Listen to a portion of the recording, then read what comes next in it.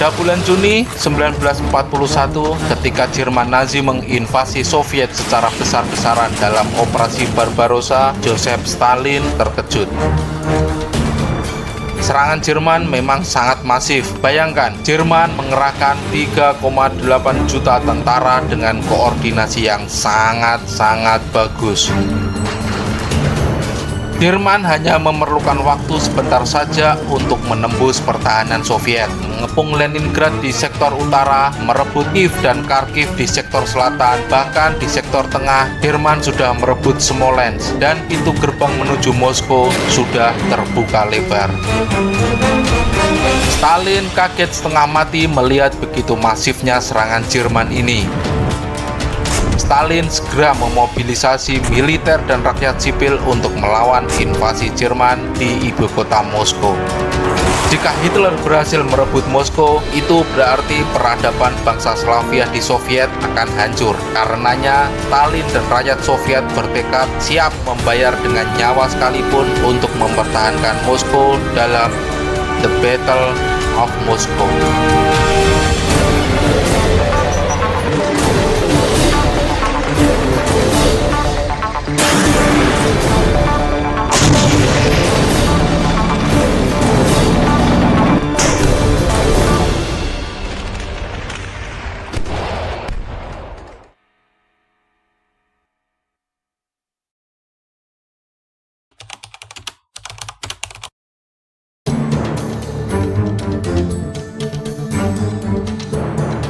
Pada tanggal 23 Agustus 1939, hanya beberapa saat sebelum pecah Perang Dunia Kedua, Nazi Jerman dan Uni Soviet sepakat menandatangani sebuah fakta non-agresi yang kemudian disebut sebagai Fakta Molotov-Ribbentrop. Ini adalah perjanjian non-agresi yang ditandatangani oleh Menteri Luar Negeri Jerman Joachim von Ribbentrop dan Menteri Luar Negeri Uni Soviet Vyacheslav Molotov atas nama Hitler dan Stalin. Inti dari perjanjian ini adalah kedua negara sepakat untuk tidak saling menyerang selama 10 tahun.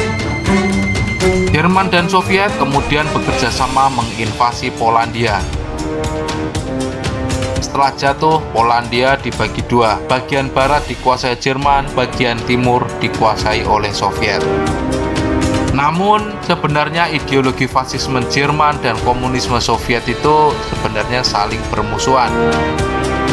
Fasisme menolak gagasan tentang kesetaraan kelas yang menjadi inti dari komunisme, dan sebaliknya, fasisme justru mengagungkan hierarki sosial yang berdasarkan ras dan identitas nasional.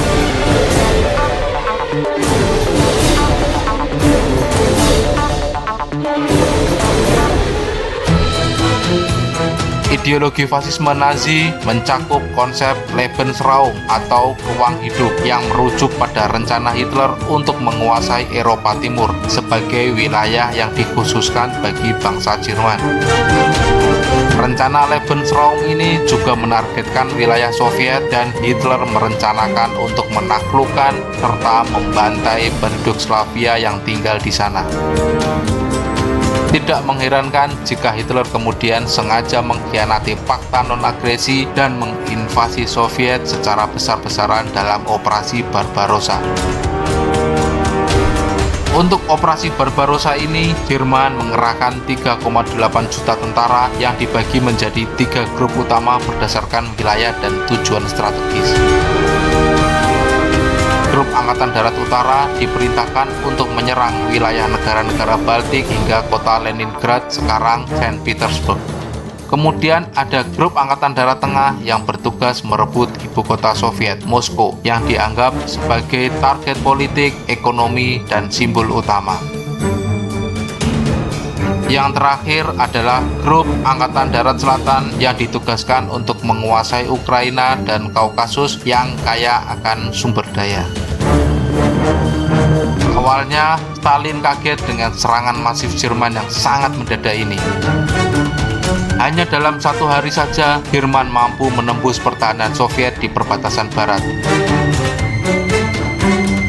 Di sektor utara, Jerman mencapai Kaunas. Di sektor tengah, Jerman sudah mencapai Grodno, Vilnius. Yang terakhir, mampu menghancurkan lebih dari 500.000 tentara pasukan Soviet dalam pengepungan Kiev dengan bantuan pasukan Jerman dari sektor tengah. Setelah pengepungan Kiev yang berhasil mengurangi sebagian besar kekuatan Soviet, pasukan Jerman sektor tengah yang diperbantukan mulai bersiap untuk melakukan serangan besar-besaran ke Moskow dalam sebuah operasi militer yang disebut sebagai Operasi Typhoon.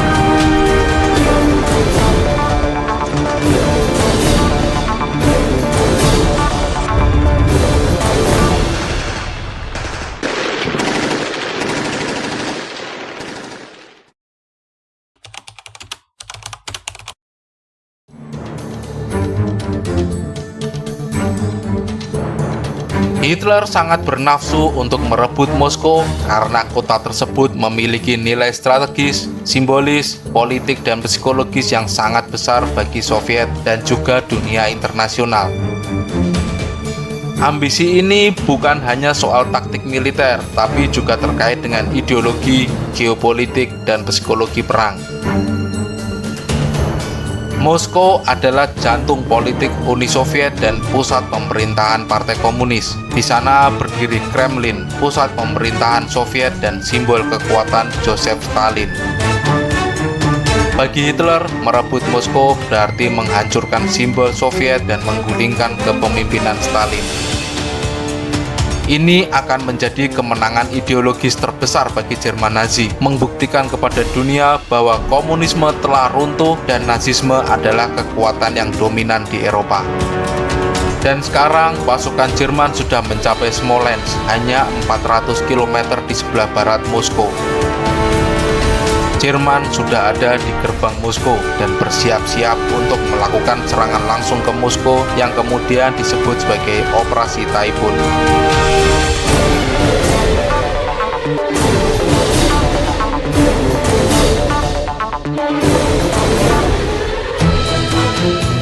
Dalam Operasi Typhoon, Jerman menerapkan strategi dan taktik khusus yang dirancang untuk mencapai keberhasilan cepat dengan tujuan merebut ibu kota Soviet sebelum musim dingin tiba. Strategi Jerman dalam Operasi Typhoon dipengaruhi oleh doktrin Blitzkrieg yang sebelumnya berhasil menghancurkan pasukan Prancis dan negara-negara Eropa lainnya. Jerman ingin menghancurkan Moskow hanya dalam hitungan minggu sebelum Soviet bisa melakukan konsolidasi pasukan atau memanfaatkan cuaca musim dingin. Jerman sadar bahwa perang di musim dingin bisa menjadi bencana. Oleh karena itu, Operasi Typhoon direncanakan dengan batas waktu yang ketat, di mana Moskow harus direbut sebelum salju pertama turun yang biasanya terjadi pada bulan November. Jerman kemudian merancang strategi menyerang Moskow dari 3 arah, mengepung kota dari segala sisi. Pasukan Jerman dari arah utara dipimpin oleh pasukan tank Panzergruppe 3 di bawah komando Hermann Hoth. Pasukan utara ini bertugas menerobos wilayah utara Moskow, merebut Klin dan Volokholamsk. Tujuannya adalah mengepung Moskow dari utara dan memotong jalur logistik Soviet di wilayah tersebut. Pasukan Jerman dari arah tengah dipimpin oleh Panzergruppe 4 di bawah komando Erich Hubner, bertugas menyerang langsung ke Vyazma dan kemudian ke Moskow. Kelompok ini berperan sebagai ujung tombak utama dalam pasukan Jerman. Pasukan Jerman dari arah selatan dipimpin oleh Panzergruppe 2 di bawah komando Heinz Guderian, bertugas bergerak melalui Bryansk dan Orel merebut wilayah Kaluga, kemudian menuju Moskow dari arah selatan. Tujuannya adalah mengepung Moskow dari selatan dan memutus rute pelarian tentara merah.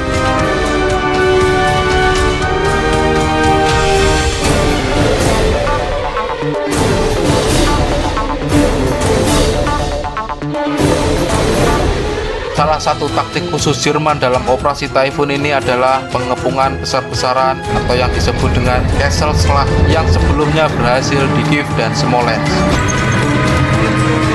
Angkatan Udara Jerman atau Luftwaffe juga dilibatkan dan kemudian memainkan peranan penting dalam operasi Typhoon untuk mendukung serangan darat.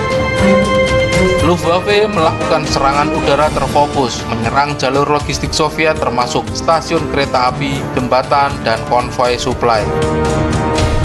Luftwaffe juga memberikan air support, membantu unit panser dan infanteri untuk bergerak maju dengan menyerang posisi pertahanan Soviet. Dalam operasi Typhoon ini, Luftwaffe juga ditugaskan untuk menjaga dominasi udara, mengusir semua jenis pesawat Soviet termasuk pesawat pengintai.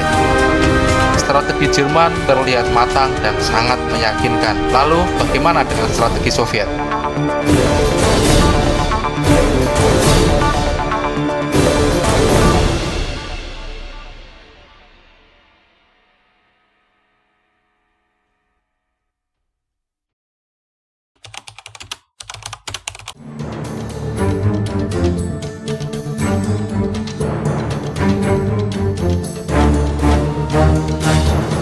Strategi Soviet dalam menghadapi Jerman di pertempuran Moskow pada tahun 1941 hingga 42 menerapkan kombinasi pertahanan berlapis, mobilisasi besar-besaran, dan serangan balasan yang cermat.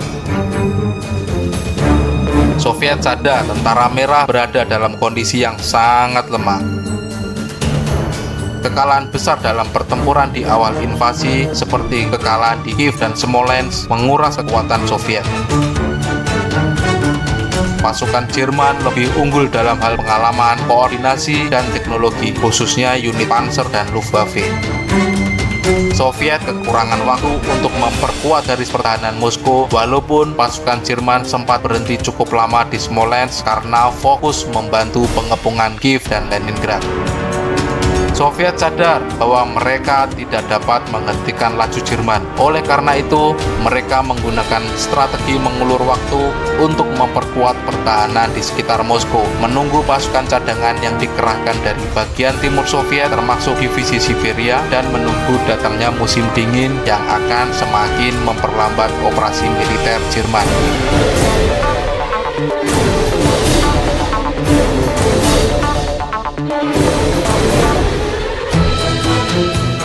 Untuk terus mengulur waktu, Soviet menerapkan strategi pertahanan berlapis dalam menghalangi pasukan Jerman mendekati Moskow. Rencana ini mencakup pengerahan pasukan, pembangunan benteng pertahanan, dan penggunaan medan geografis. Soviet membagi pertahanan Moskow dalam 3 lapis, yaitu pertahanan luar, pertahanan tengah, dan pertahanan dalam. Pertahanan luar atau outer defense dilakukan di sepanjang garis depan menuju Moskow, terutama di wilayah Vyazma dan Bryansk. Pasukan Soviet mencoba memperlambat laju pasukan Jerman dengan melibatkan pertempuran sengit dan taktik perang bertahan atau defensive attrition. Pasukan Soviet diperintahkan untuk bertahan hingga titik darah terakhir, tidak peduli jika harus memakan korban besar. Ini memberikan waktu tambahan bagi Soviet untuk mempersiapkan pertahanan di level yang lebih dalam lagi. Pertahanan tengah atau intermediate defense yang berupa garis pertahanan di sekitar 100 hingga 200 km dari Moskow. Garis pertahanan ini terdiri dari parit, barikade anti-tank, dan posisi artileri yang tetap.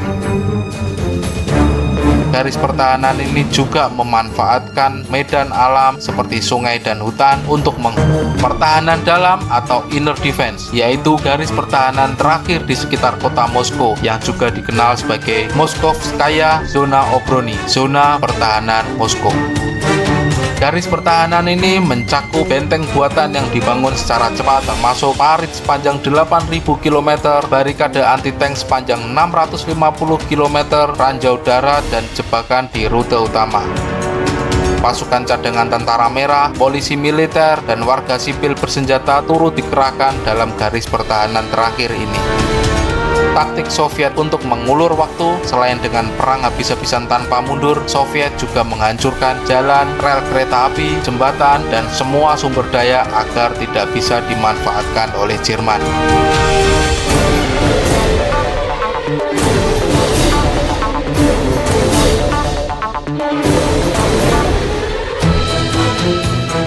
Selain pertahanan berlapis, tentara merah juga aktif melancarkan berbagai serangan balasan taktis untuk memperlambat gerak maju Jerman. Serangan sporadis Soviet terhadap jalur suplai dan komunikasi Jerman dilakukan untuk menghambat logistik musuh. Soviet sering melakukan serangan-serangan ini di waktu malam hari untuk memanfaatkan keunggulan medan yang mereka kenal. Melihat masifnya serangan Jerman, Stalin secara langsung memerintahkan mobilisasi nasional untuk mempertahankan Moskow. Strategi ini mencakup pengerahan pasukan, persiapan logistik, dan mobilisasi warga sipil. Lebih dari 1 juta tentara, 1.000 tank, dan 7.600 artileri dikerahkan untuk memperkuat Moskow. Tentara tambahan dari Siberia menjadi kekuatan utama setelah intelijen Soviet memastikan Jepang tidak akan menyerang dari arah timur. Divisi Siberia ini sangat berpengalaman dalam pertempuran musim dingin dan memiliki perlengkapan yang lebih baik dibanding pasukan Soviet lainnya. Tak hanya militer, ada juga 400.000 warga sipil Moskow yang dikerahkan untuk membangun parit, barikade, dan benteng. Warga juga banyak bergabung dalam unit milisi atau opolcheny untuk memperkuat pertahanan kota. Semua hal ini bertujuan untuk terus mengulur waktu. Di pihak Jerman, semakin lama pertempuran semakin melemah karena ada tekanan logistik. Dan sebaliknya bagi Soviet, semakin lama pertempuran semakin kuat karena makin banyak sumber daya yang bisa dimobilisasi.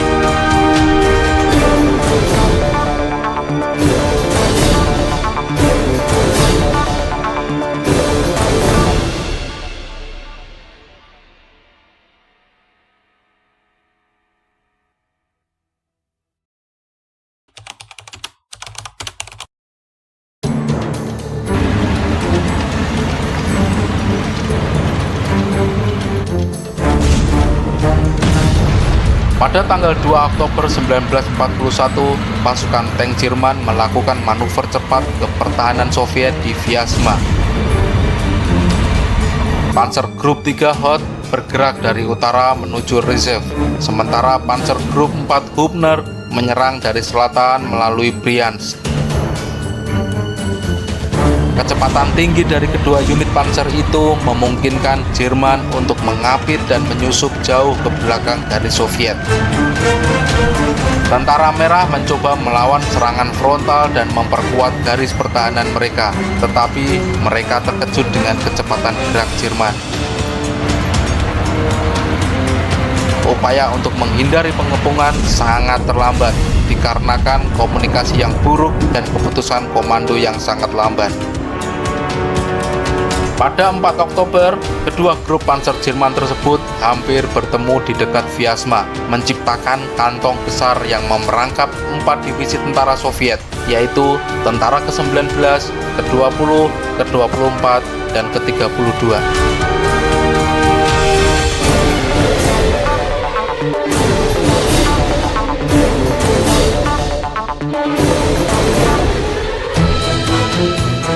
Ditangkap. Tentara Merah Soviet yang tersisa mencoba melarikan diri ke hutan-hutan di sekitarnya, tetapi banyak dari mereka yang tertangkap atau dibantai oleh pasukan Jerman.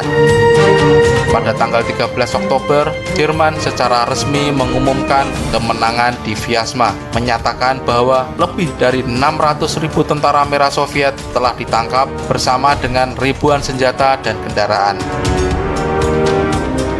Jalan ke Moskow terbuka untuk Jerman dan moral pasukan Jerman sangat tinggi saat itu. Bagi Soviet, meskipun kekalahan ini sangat merugikan, pertempuran ini memberikan waktu yang sangat berharga untuk memperkuat pertahanan Moskow yang akan menjadi penentu utama dalam menghentikan serangan Jerman.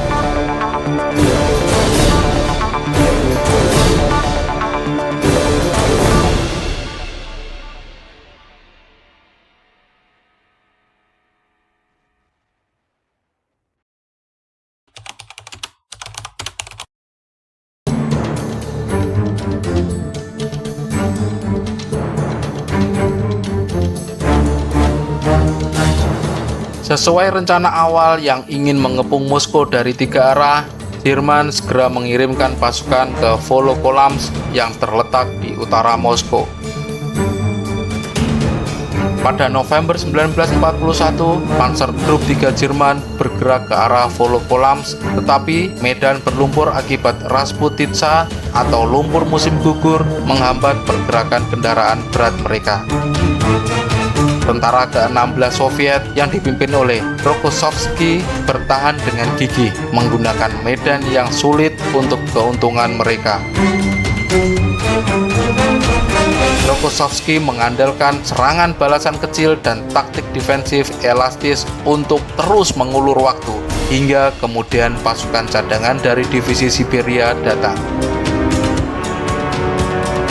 Setelah beberapa hari pertempuran, Jerman berhasil menembus pertahanan Soviet di Volokolamsk pada tanggal 27 November. Volokolamsk berhasil direbut, tetapi pertempuran ini sangat memperlambat kemajuan Jerman secara signifikan.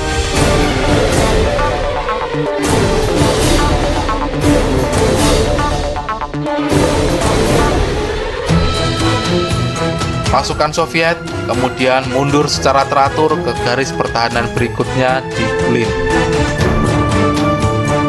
Setelah merebut Volokolamsk, Jenderal George Hans Reinhardt, komandan baru Panzergruppe 3 Jerman, memusatkan serangan ke Klin, kota strategis yang menjadi pintu masuk ke Solnegorsk dan kanal Moskwa-Volga. Pada tanggal 24 November, pasukan Jerman melancarkan serangan besar ke arah Klin dengan kekuatan panser dan infanteri bermotor. Pasukan Soviet di Klin melakukan perlawanan sengit, berusaha menghancurkan unit-unit panser Jerman dengan serangan artileri dan serangan balasan. Pertahanan Klin dipertahankan hingga titik darah terakhir, sehingga banyak prajurit Soviet yang gugur dalam pertempuran jarak dekat. Kota Klin berhasil direbut Jerman pada tanggal 27 November setelah pertempuran sengit dengan Tentara Merah. Tentara Merah Soviet mundur, memperkuat posisi di Solnegorsk untuk mencegah penetrasi Jerman lebih lanjut.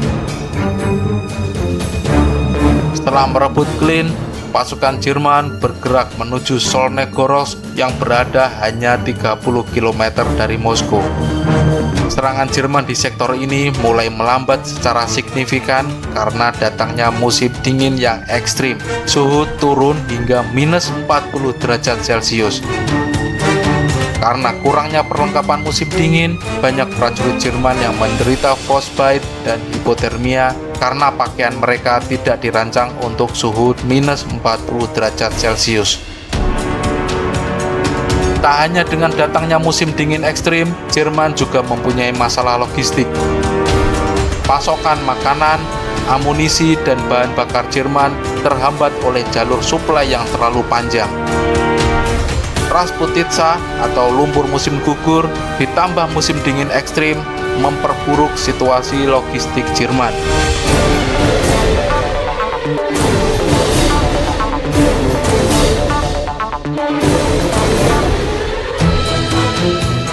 Di sisi Soviet, datangnya musim dingin ekstrim ini justru menjadi berkah.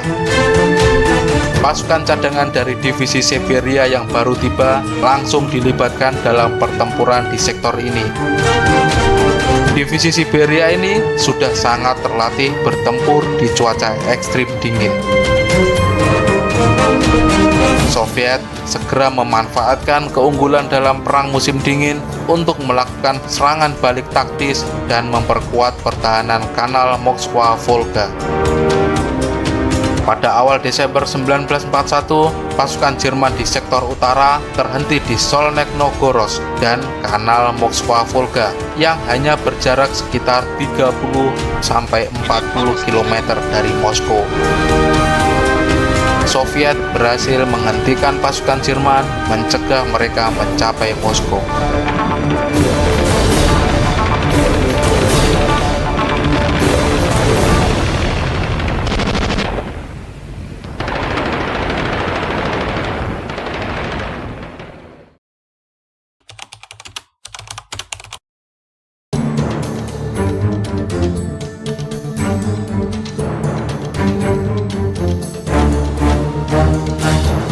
Kaluga menjadi titik penting bagi Jerman untuk mengamankan jalur suplai dan memfasilitasi serangan frontal ke Moskow dari arah selatan. Kota ini berada di jalur komunikasi utama antara Moskow dan wilayah selatan Soviet. Kaluga hanya berjarak sekitar 150 km di sebelah barat daya Moskow. Pada tanggal 12 Oktober, pasukan Jerman dari Panzer Group 4 yang dipimpin oleh Hermann Hoth meluncurkan serangan cepat ke Kaluga. Unit mekanis dan panser Jerman merebut kota setelah pertempuran singkat, memanfaatkan kejutan dan pergerakan cepat untuk menaklukkan pertahanan Soviet yang belum terorganisir.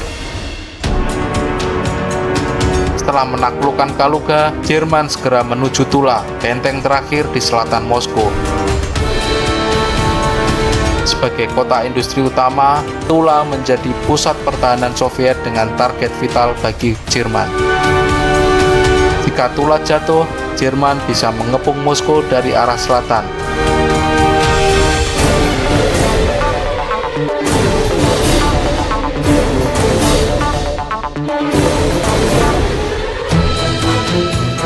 Letak kota Tula ini sekitar 193 km di selatan Moskow.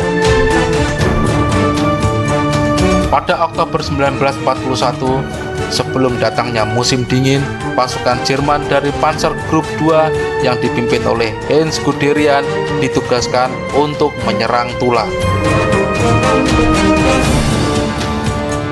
Tula menjadi tantangan besar bagi Jerman karena pertahanan Soviet telah diperkuat dengan unit tentara ke-50 dan warga sipil yang dimobilisasi untuk menggali parit dan membangun benteng. Panzer Gruppe Guderian mencoba mengepung Tula dari timur dengan menggerakkan unit mekanis dan infanteri. Namun, lumpur Raputitsa dan serangan balasan Soviet memperlambat pergerakan Jerman. Di sisi lain, Soviet terus memperkuat Tula dengan bantuan cadangan dari Moskow, termasuk unit-unit baru dan artileri berat. Di bulan November, Jerman melakukan beberapa serangan besar, namun pertahanan Soviet tidak bisa ditembus. Cuaca musim dingin yang semakin parah memperburuk situasi bagi Jerman. Pasokan mereka terganggu dan pasukan mulai mengalami kelelahan serta frostbite. Pada awal Desember, Guderian akhirnya memutuskan untuk menghentikan upaya serangan terhadap Tula. Gagalnya merebut Tula itu berarti dengan gagalnya rencana pengepungan Moskow dari arah selatan.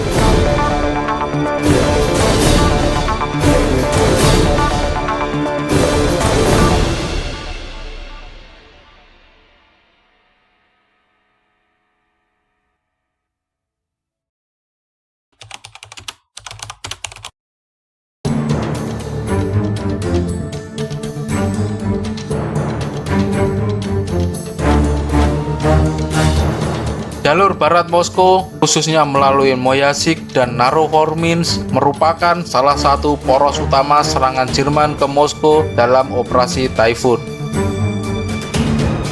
Jalur ini sangat strategis karena merupakan bagian dari jalan raya Moskow-Minsk, rute langsung menuju ibu kota Soviet. Pada tanggal 10 Oktober 1941, pasukan dari Panzer Group 4 yang dipimpin oleh Jenderal Erich Hubner dan Grup Angkatan Darat ke-4 memulai serangan ke Mos-Haïsk setelah kemenangan besar di Vyazma. Mereka menghadapi pertahanan Soviet yang dipimpin oleh Jenderal Georgi Zhukov yang baru saja diangkat sebagai Komandan Front Barat untuk memperkuat posisi di jalur barat.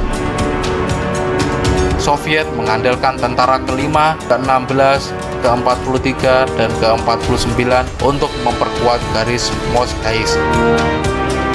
Meskipun bertahan dengan gagah berani, mereka kalah jumlah dan tidak mampu menghentikan serangan Jerman secara efektif.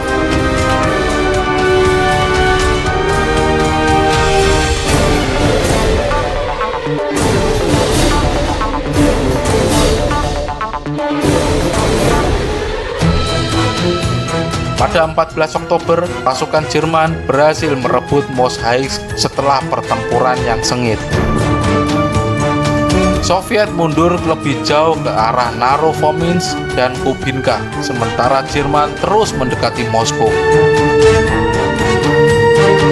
Setelah Moshaizk, jalur utama berikutnya ke Moskow adalah Narovominsk, sebuah kota kecil sekitar 70 km barat daya Moskow. Pasukan dari Panzergruppe 4 dan Korps Infanteri ke-7 langsung bergerak untuk menyerang Narovominsk. Serangan Jerman menghadapi pertahanan Soviet yang semakin intens karena tentara merah telah diperkuat dengan pasukan dari garis pertahanan Moskow. Tentara ke-33 dan unit cadangan dari front barat Soviet memperkuat tahanan di Narovominsk.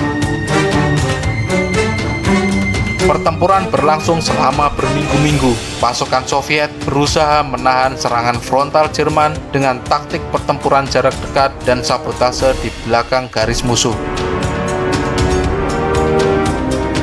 Cuaca semakin memburuk di bulan November dengan salju tebal dan suhu dingin yang memperlambat gerak maju Jerman. Soviet terus melancarkan serangan balik kecil untuk mengganggu pergerakan pasukan Jerman. Pada akhir November, Jerman hanya berhasil mencapai pinggiran Narovominsk, tetapi tidak mampu menembus pertahanan Soviet lebih jauh lagi. Pertempuran di jalur barat melalui Moshaizk dan Narovominsk mencerminkan perjuangan sengit antara Jerman dan Soviet. Meskipun Jerman berhasil merebut Moshaizk, mereka tidak mampu memanfaatkan keberhasilan ini untuk mencapai Moskow. Pertahanan Soviet yang terorganisir dengan baik di Narovominsk dan pengaruh cuaca musim dingin memaksa Jerman untuk menghentikan serangan mereka. Jalur barat menjadi saksi kegagalan Jerman untuk menaklukkan Moskow, yang berarti secara keseluruhan menandai titik balik dalam Perang Dunia Kedua di front timur.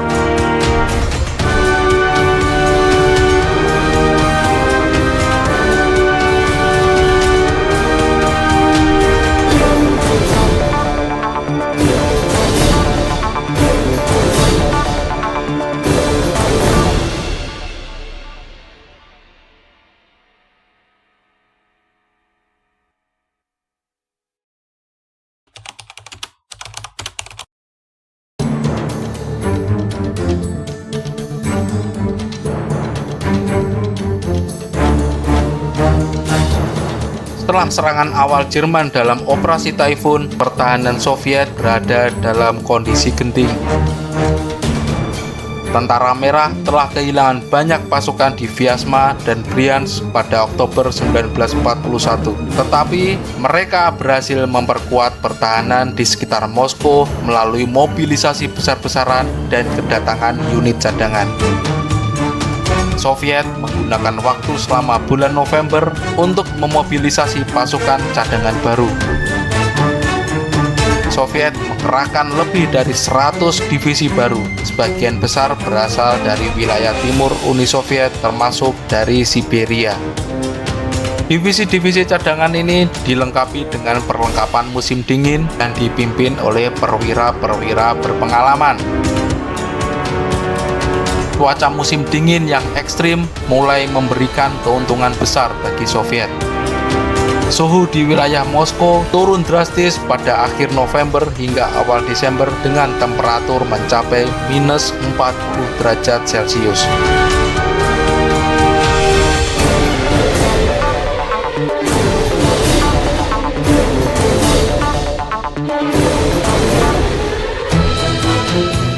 Cuaca dingin ini memperburuk kondisi pasukan Jerman yang tidak dipersiapkan untuk musim dingin. Sementara itu, Soviet justru terbantu oleh peralatan musim dingin dan logistik yang lebih baik. Peralatan seperti tank dan artileri baru juga dikerahkan dalam jumlah yang sangat besar, termasuk tank T-34 yang terbukti sangat efektif di medan berlumpur dan bersalju. Intelijen Soviet mengetahui bahwa Jerman sudah mencapai puncak kekuatan dan mulai melemah karena jalur suplai yang sudah terlalu panjang dan pasukannya mulai kelelahan. Soviet memutuskan untuk segera melancarkan serangan balik sebelum Jerman bisa memulihkan diri ataupun menerima bala bantuan. Serangan balik Soviet ini akan dilancarkan oleh pasukan Soviet dari 3 front utama. Serangan dari pasukan front barat yang dipimpin oleh Jenderal Zhukov, serangan dari pasukan front Kalinin di utara Moskow dipimpin oleh Jenderal Ivan Konev, dan serangan dari pasukan front barat daya di selatan Moskow yang akan dipimpin oleh Jenderal Timoshin Kol. Serangan balik Soviet ini dirancang untuk menyerang seluruh sektor di sekitar Moskow dengan titik berat di Klin, Solnezhnogorsk, dan Tula, tempat Jerman mempertahankan posisi terjauh mereka. Pada tanggal 5 Desember 1941, Tentara Merah melancarkan serangan balik besar-besaran di sebelah utara, barat, dan selatan Moskow. Ini adalah titik balik yang signifikan dalam pertempuran Moskow.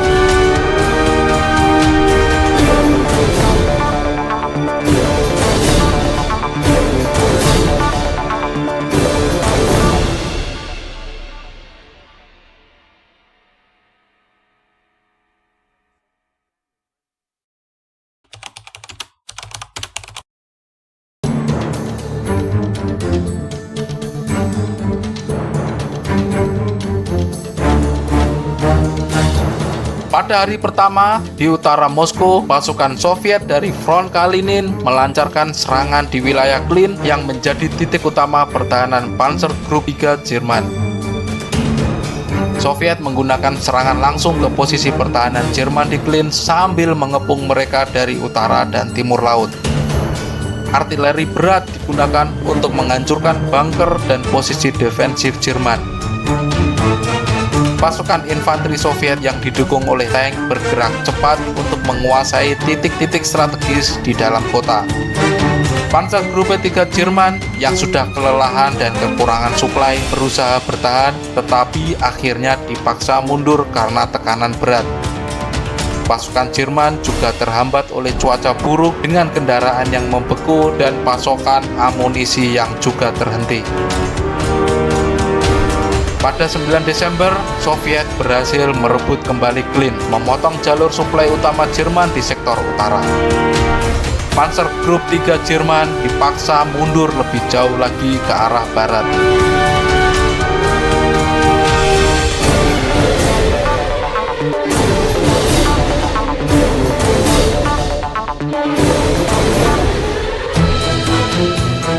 Setelah merebut Klin, pasukan Soviet dari front Kalinin melanjutkan serangan ke arah Solnezhnogorsk, kota strategis yang menjadi basis pertahanan Jerman di utara Moskow. Soviet memanfaatkan flank kiri Jerman yang lemah untuk menyerang dari arah timur laut. Serangan malam hari dilakukan untuk memanfaatkan keunggulan artileri Soviet sekaligus mengejutkan pasukan Jerman. Medan bersalju dan suhu yang ekstrim memperlambat rak maju Soviet, tetapi tank T-34 Soviet terbukti lebih tangguh dibandingkan kendaraan lapis baja Jerman di medan ini. Pertempuran sengit terjadi di dalam kota, di jalanan Solnezhnogorsk. Pasukan Jerman melakukan perlawanan keras yang bertahan di rumah-rumah dan bangunan. Pada 15 Desember, Soviet berhasil merebut kembali Solnezhnogorsk, memaksa Jerman mundur lebih jauh lagi ke arah barat laut. Tekanan Soviet terus berlanjut. Soviet mendorong Jerman hingga ke garis pertahanan di sekitar Sungai Lama dan menjauhkan ancaman dari Moskow secara permanen. Pasukan Soviet terus mengejar Jerman yang mundur dalam keadaan kacau, menyerang titik-titik suplai mereka dan menghancurkan konvoi logistik.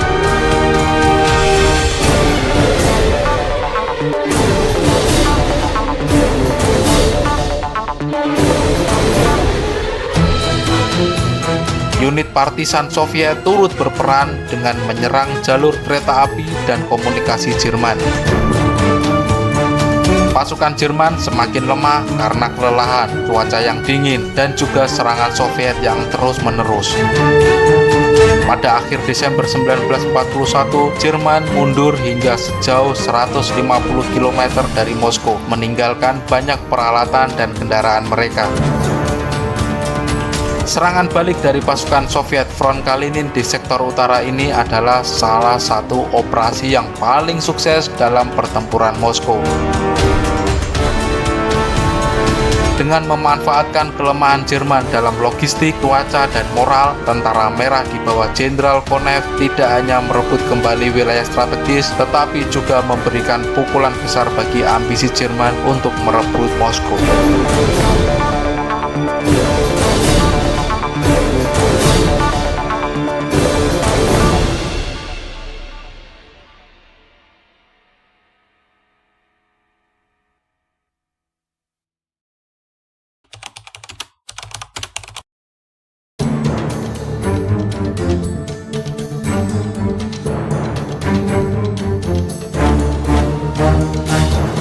Di sebelah selatan Moskow, serangan balik juga dilancarkan pasukan Soviet dari front barat daya.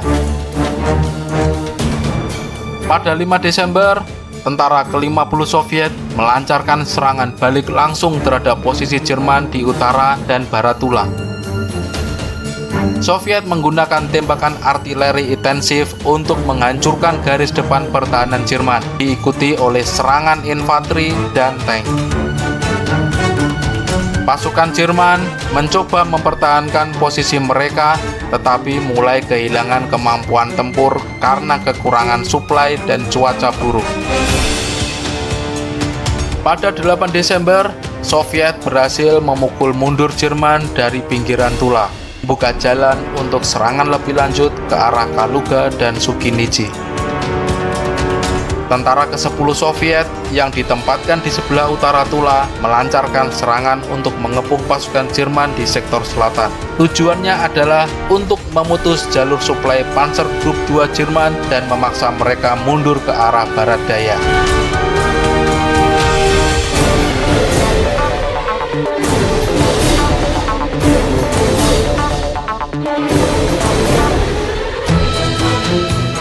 Serangan dari utara dan timur digabungkan dengan tekanan frontal di Tula menciptakan situasi di mana Jerman menghadapi ancaman dari 3 arah sekaligus. Kondisi jalan bersalju memperburuk kemampuan Jerman untuk bermanuver dan memasok logistik pasukan mereka. Banyak kendaraan Jerman yang hancur atau ditinggalkan karena kehabisan bahan bakar atau tidak mampu melintasi medan bersalju. Pada 15 Desember, Soviet berhasil merebut kembali sebagian besar wilayah sekitar Tula, memaksa pasukan Jerman mundur ke Kaluga dan Sukinichi. Soviet kemudian melanjutkan serangan dengan tujuan merebut kembali Kaluga, kota strategis yang menjadi basis suplai Jerman di sektor selatan. Pada 25 Desember, Soviet berhasil merebut kembali Kaluga, memaksa pasukan Jerman mundur lebih jauh ke arah barat daya. Pasukan Panzer Group 2 Jerman kehilangan kemampuan ofensif dan terpaksa mundur sejauh 100 hingga 150 km ke arah barat daya. Memang, serangan balik Soviet oleh pasukan front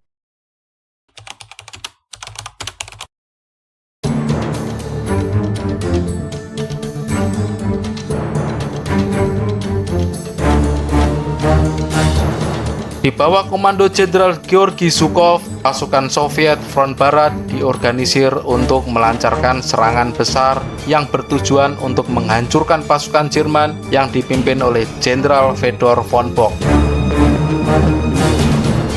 Pada 5 Desember 1941, serangan dimulai dengan intensitas tinggi. Pasukan Soviet melancarkan serangan besar-besaran terhadap posisi Jerman di Klin yang telah menjadi titik pertahanan penting bagi Jerman. Pasukan Soviet menggunakan infanteri yang didukung oleh tank T-34 yang superior dibandingkan dengan kendaraan lapis baja Jerman serta artileri berat untuk menghancurkan posisi pertahanan Jerman yang sudah terorganisir. Pasukan Soviet bergerak dengan taktik gerilya dan flanking atau serangan dari sisi, mengancam pasukan Jerman yang mengerahkan kekuatan utama mereka dalam pertempuran frontal.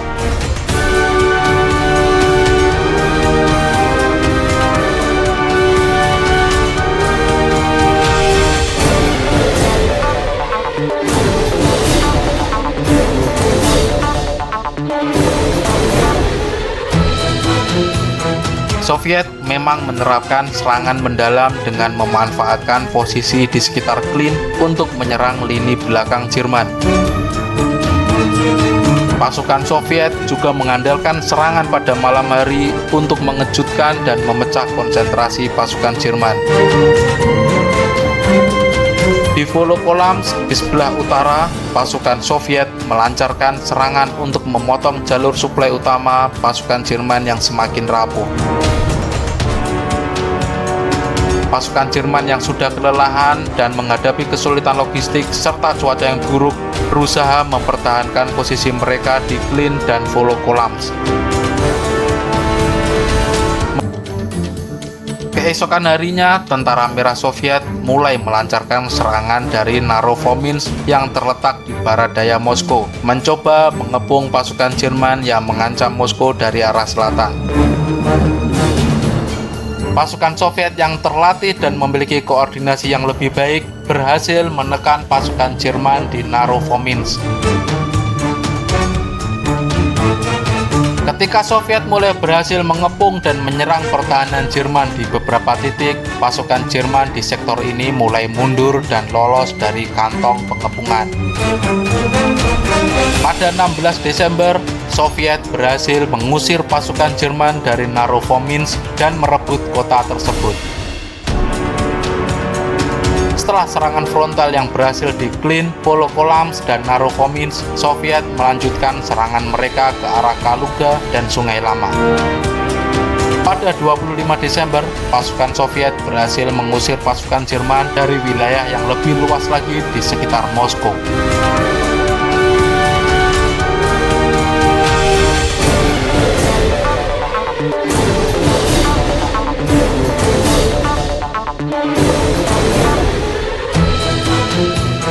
Serangan balik Soviet oleh pasukan front barat adalah momen krusial dari pertempuran Moskow yang membalikkan keadaan yang sebelumnya menguntungkan bagi Jerman.